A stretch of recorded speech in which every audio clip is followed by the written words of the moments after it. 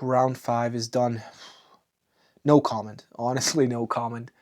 I won, but I did not deserve the win at all. I was extremely beyond lucky. I think I was like, so I was white, and I think the position was like minus 22, or I don't know. It was like I genuinely wanted to resign. I didn't, because okay, whatever. I played one more move, and then the opponent played two moves back to back that I was like, what are you doing? You're throwing it away. I even have a chance now, to draw the game, and if if you don't stop with these mistakes, I might even turn it around, and I did. But again, beyond lucky and unbelievably horrible gameplay by me. Um, I'm even like scared to show you guys. It's bad, but of course I'm gonna be transparent. I'm gonna show you this game as well. Even though I played horribly, but I think we can learn some things from it at least. So silver lining, I guess, and also silver lining, I won. So what can I say? I take it, I guess. Anyway, yeah, let's just check what happened. See you on the analysis board. Well, definitely not my best game, but here we are, round 5, and I'm playing this French teenager, Marius Thomas. His rating was somewhere around 2200. I'm playing white, and I start with the move knight f3 as usual. d5, g3, c5, bishop g2, knight c6, d4. So this is a line that I prepped for this game, and he responded with e6. I expected him to go for the reverse Grunfeld with c takes d4, knight takes d4, and then e5. But okay, he played e6. Castle, knight f6, c4. So this is still a line that I looked into a little bit, and I was mainly focusing on the Tarsh system with bishop e7, and then c takes d5, e takes d5. And the other line that I was mainly focusing on was c takes d4. So these are the main moves that I saw from him, of course, including some of his online games. Perhaps the online games are not as reliable as, tournament games, but I had to prepare for something, right? So I didn't really look into the big main line, which was, of course, somewhat of a mistake on my end, because he took on c4. And d takes c4 is, of course, the very well-known line which transposed into the Catalan. Now, I was aware of this line, and I briefly looked at it, but I didn't look at it enough to go for the really exciting lines, the complex lines, such as queen a4, knight e5. Now, of course, it depends on your style and what you think is exciting. But d takes c5, the move that I made, I wouldn't necessarily consider d takes c5 as a very, very exciting line. Now, this is a main line, of course, and it's a really well-known line, and if I'm not mistaken, this is like the second most popular line. But it's just the game immediately starts off with a queen trade, so it's not that exciting, but it's really, really safe to play a line like this. So I went for d takes c5, takes, bishop c5, knight e2, c3, bishop b takes c3, and then castle. So this is all still well-known theory. Knight b3, bishop e7. So this is basically the first key moment in this game, or in the theory. Technically, there are basically two main moves here, arguably three.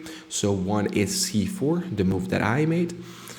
The other one is knight fd4 to centralize the knight. Some of the lines go Some of the lines goes like this. Let's say knight takes d4, c takes d4, and then knight d5, bishop d2, f5. So this is all theory.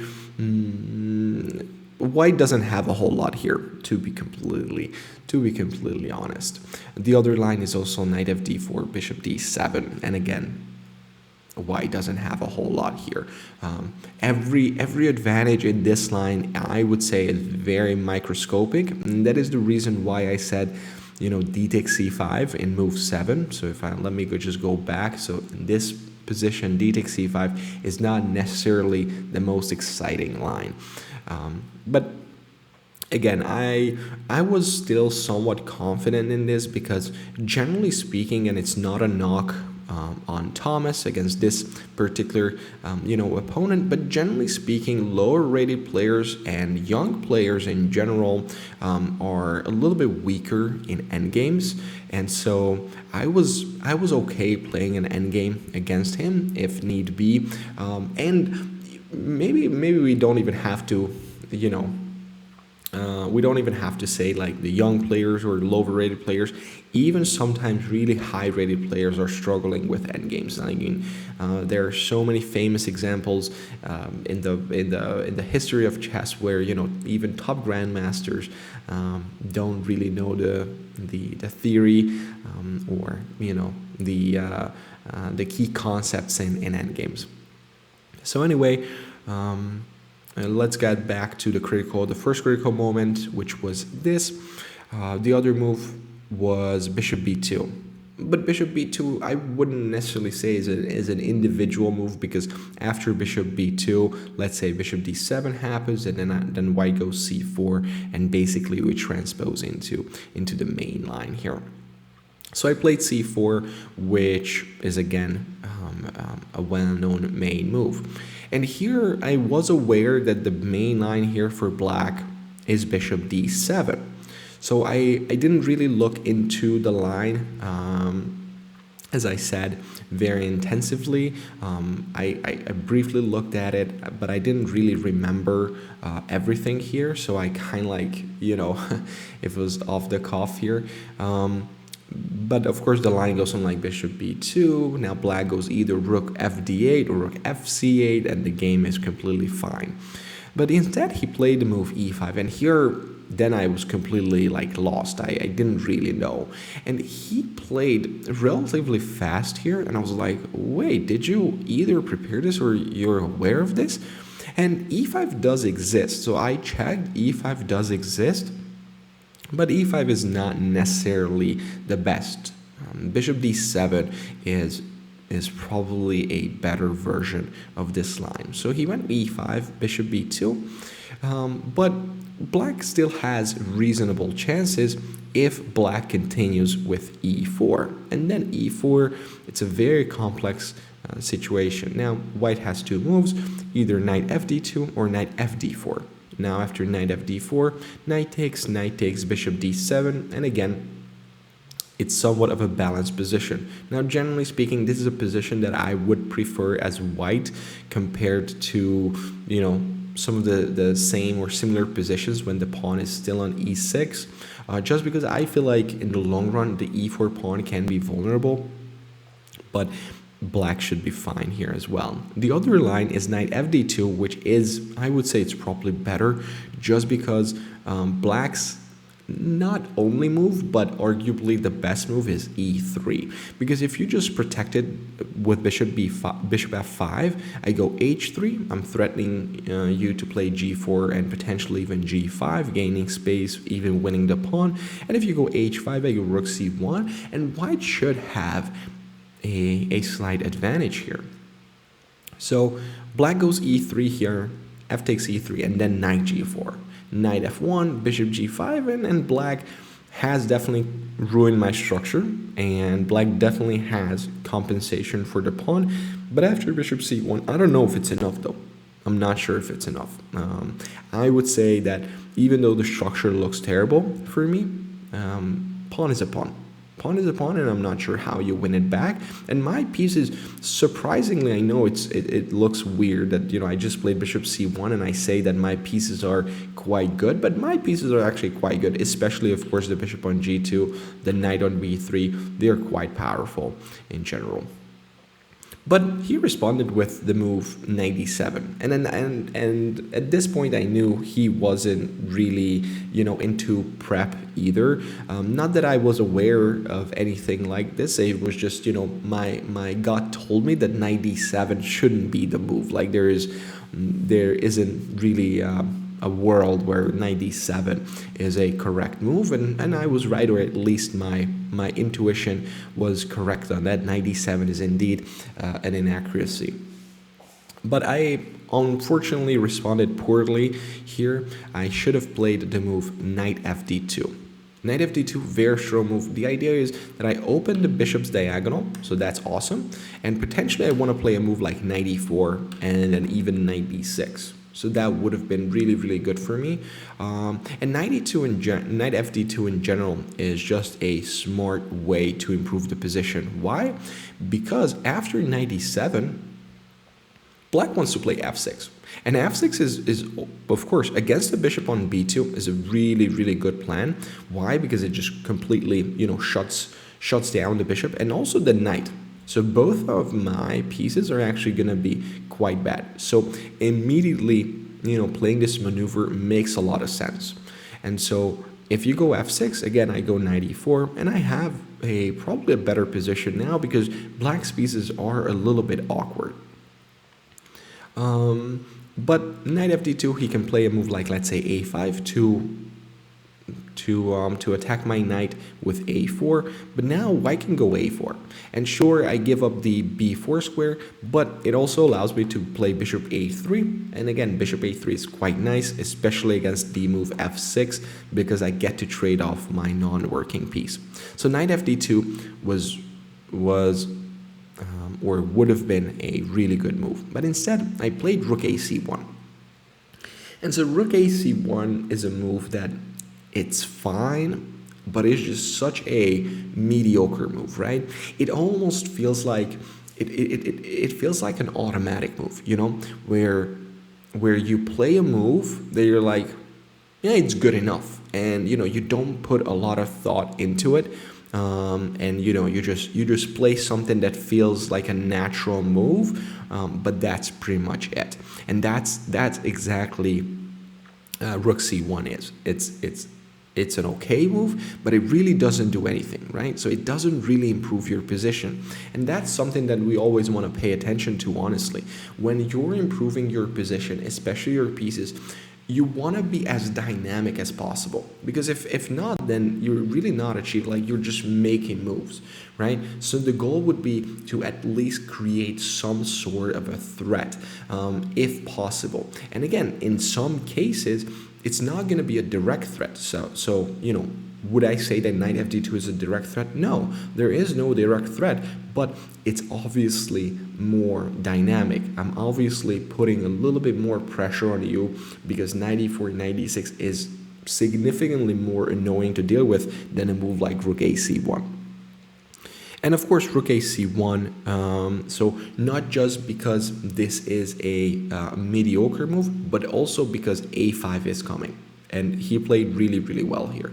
So a5, really good move, actually, because it's kind of like a punishment to rook ac1, because I'm playing slow, I'm playing mediocre, and he's like, okay, well, if you're not attacking me, if you're not playing dynamically, let me do the favor, right? Let me do the honor of attacking you. So a5, really, really good move. Now I should have stopped this a4 move with the move a4 myself. I should have played a4. The idea is that I just really don't want you to gain space and kick my knight away. And the good thing is, sure, now the pawn on a4 is a little bit weaker since my rook is on c1, and also now I cannot even play bishop a3 anymore because again the rook is not supporting. So it's obviously a worse version, but still would have been significantly better because you can immediately play knight b6 because the pawn is hanging on e5. Sure, you win it back, but after rook a1, I should have a better position. And if you go f6, now at least I can utilize my rook here and play c5. And at least now your knight is also a little bit awkward here. And if you go knight b8, now I can move to d2. Bishop e6, knight c4. But of course, don't get me wrong, black is completely fine here after the move knight a6. So I shouldn't have an advantage here, but still it gives better chances for me as well had I played a4. But instead, I played the move knight b d2. And again, like, this is a very mediocre move. Like, it's just passive. It's just straight up passive. Now, I apologize in advance that the next, like, 3 moves are gonna be borderline terrible, and I apologize for that. Like, even starting from move 14, from this rook c1 move. So this was the descent, basically. So rook a c1, a5, knight d2. Now, I was a little bit surprised by his move, but it's not a bad move, but I feel like it goes against the plan, or at least in my mind. Again, 97, his 97 move was basically designed for f6 to really shut down the bishop and the knight. So I was expecting f6, and I think f6 would have been the best. And let's say after knight f1, he goes knight b6, and now my pieces are a little bit weird. But he went f5, which is not bad, but I feel like, now my bishop on b2 is actually quite reasonable.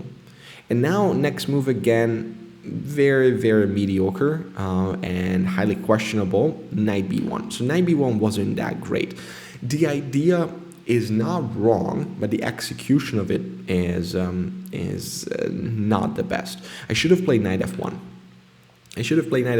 Basically, both moves are designed to go to d5, right? Knight b1, knight c3, and knight d5, or knight f1, knight e3, and knight d5. But this would have been better. Why f1 and e3, and why not b1 and c3? Because this way I'm keep on protecting the pawn on c4, right? So if I go knight b, so let's say knight f1, e4, and I go knight d4, of course, to move forward. You'll see why it's important. And then, if you go knight b6, I can go knight e3 because I can, right? So because the pawn is not hanging on c4. If my knight was on b3, I can't really go knight c3. So that's a huge difference. But instead I went knight b1 and now e4. And this is why I said there is a point of why moving forward is important. And generally speaking, moving forward is important. Yes, so just move forward. So I don't even understand why. I played the move knight e1. I don't have an answer for you. I really don't have an answer for you. I have no idea why I did that. Of course, knight d4 should be the move. And knight d4, bishop takes d4. Or, of course, black can play again knight b6. And this is why, the execution or the plan of going to knight d5 with knight b1 is not the best. Still okay, still fine. It's probably an equal position, but yeah. So I went with knight e1, which is just passive. It's just simply a bad move. And if you look at my last 3 moves, right? So basically, from here, right, in 1, 2, 3 moves, I achieved this position. Like, look at the difference. This position. Look at my knights on b3 and f3, and opponent's pawns and pieces, and look at this position. Sad. This is just sad. I'm sorry. Knight b6, bishop a3, knight b4, and then of course on top of all of this, I played the move f3, which is simply a bad move. But this was already a very uncomfortable position. Like, probably it's already like -1 here. But with f3, I made it to -2. Bishop c5 check, king h1, and knight a4. And this was the position where I was like, what did I do? what did I do to my position? Like, why am I doing this to myself? Like, this is absolute crap, absolute crap. But bishop b4, a takes b4, and then knight c2. And so I was so frustrated here. Move 22, I'm like, I have like 8 minutes on the clock and I'm completely lost. Like, I genuinely, and I'm not exaggerating, I genuinely want to resign here. Like, in this position, after bishop takes b4, a takes b4, I genuinely wanted to resign. Because I was like, there is no move. I can never take on e4 twice because of like potential checkmates here on the back rank. My knights can move. My rooks cannot move. I cannot do anything. Like, I'm dead lost. I'm dead lost. Now, of course. So as you saw it in my in my post self interview, that I was like, I thought I was like minus 22 and how lost. That's genuinely how I felt. Like, after the game, I felt like I was minus 22. Like, I felt like I couldn't make a move and I wanted to resign, but it's not minus 22. It's like minus 2.5. Like, it's actually not like that dead lost. Minus 22 is like dead lost, right? It's like you're down a queen or like you're getting checkmated. Minus 2.5 is just a back position, but it's not lost. So, but I was like, you know what? I'm not gonna resign. Like, okay, make them work for it, right? Make them work for it. So I played knight c2. Now, almost any normal move is fine here. A move like bishop e6. I mean, can you play a more natural move than bishop b6? Not really.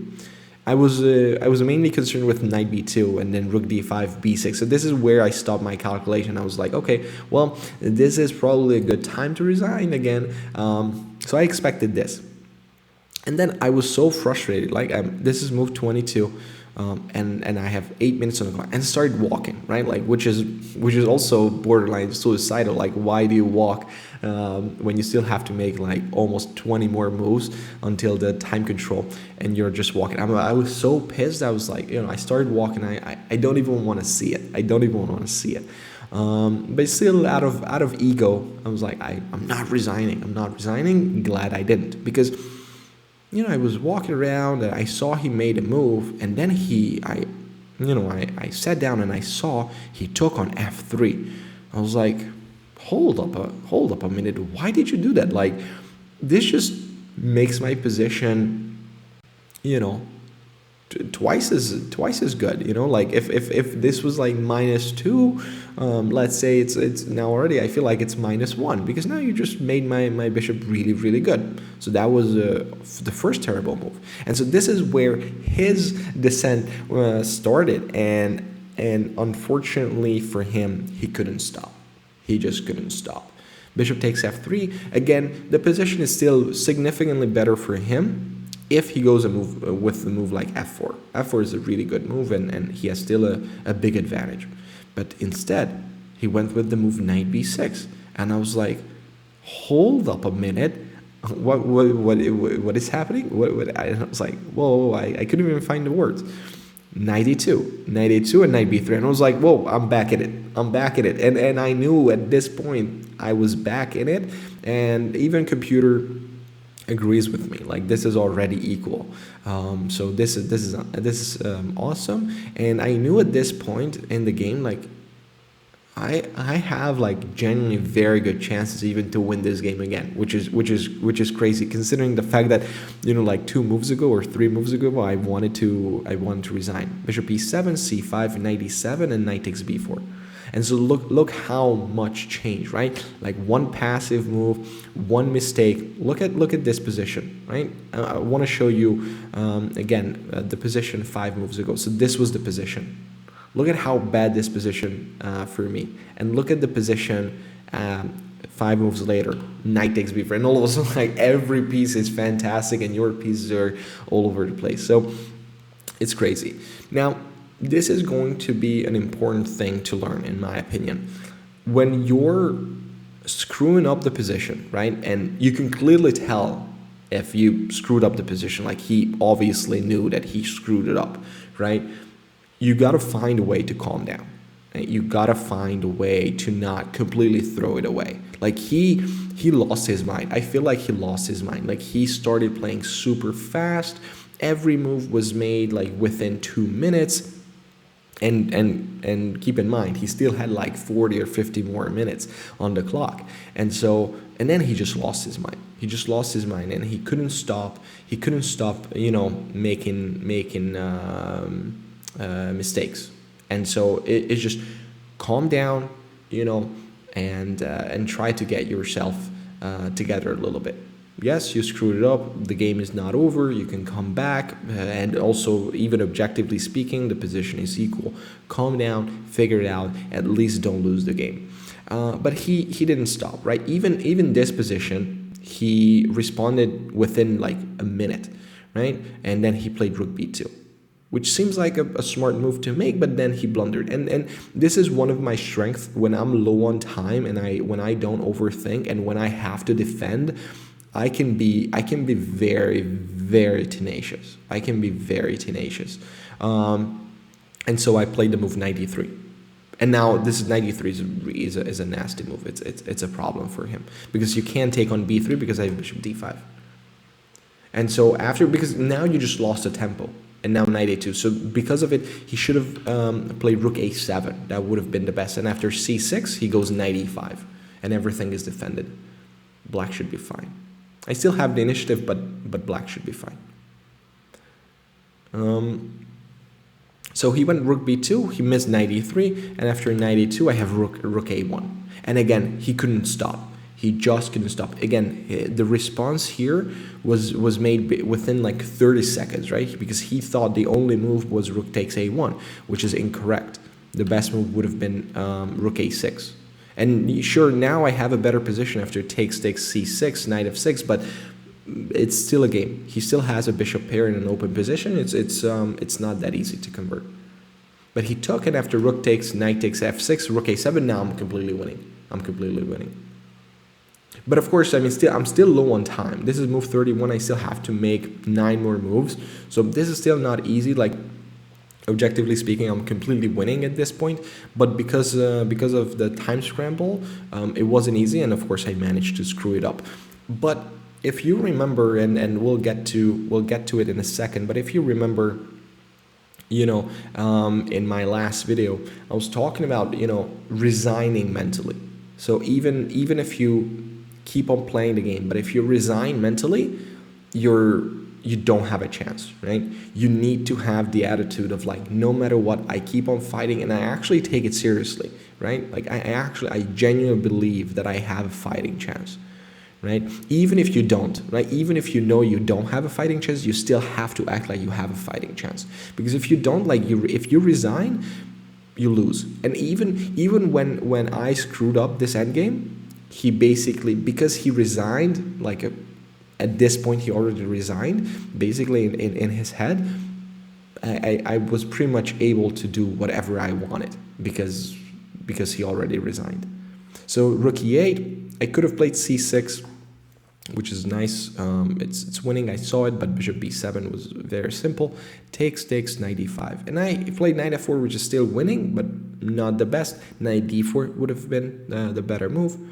Knight f4, takes, king f7. Again, keep in mind, every move was made within like 30 seconds, which is again a clear sign of resigning. And here I blundered. I'm living off of my 30 seconds here, so I had to, even though I knew I was winning, but I didn't know how, and I was like constantly calculating. And of course, when you're so low on time, you start hallucinating, like random lines.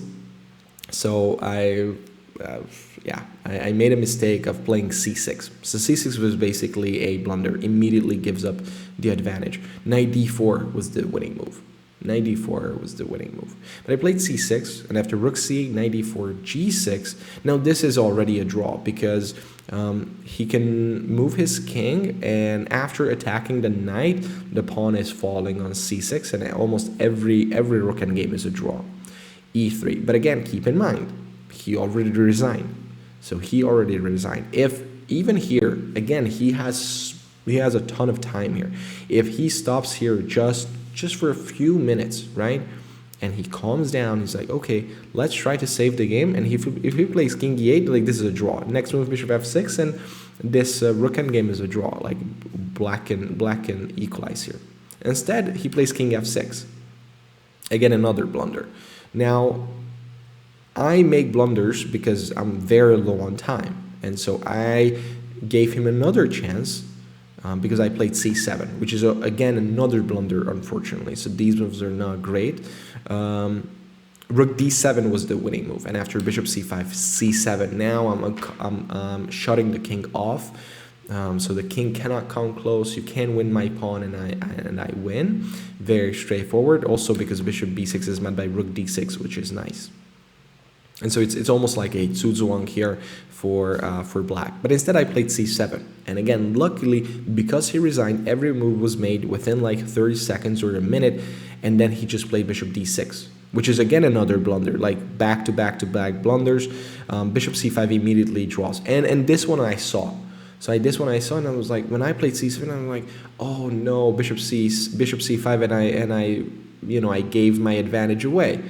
But again, luckily for me, he resigned. So a big moral of the story: even if you're lost, right, and you're lost, keep on fighting. I'm not saying when you're like down a queen and you're like getting checkmated, you keep on fighting. Like that's not what I'm talking about, right? Like I'm talking about the actual objective, last chances, right? Take those.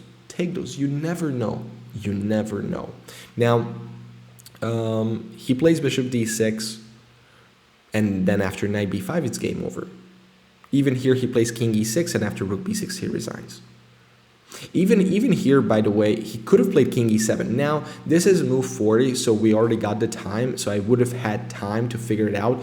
But, I did see it. In the game, the win here. So king e7 is a little bit better, a little bit of a better defense here than king e6, because again, king e6 is a very easy win, right? King e6, rook b6, and game over. But king e7 would have been a better defense. And let's play a game, especially if you managed to watch it this far of the video. Well, props to you. Thank you. And let's make it into a game, right? So king e7, white to move and win. If if you want, share your solution with me in the comment section below. Yeah, but again, he responded with king e6 and rook b6, and game was over. So yeah, that's pretty much it for this game, for this round. I got lucky a little bit, definitely not my best game, but I did fight. I didn't give up, and yeah, so I guess silver lining, yeah. So anyway, a win is a win, and that's it for today. I hope you enjoyed it. I hope you liked it. I hope you learned something from it as usual, and I will see all of you in the next video in round 6 and 7, another double round day. All right, see you in the next one. Take care.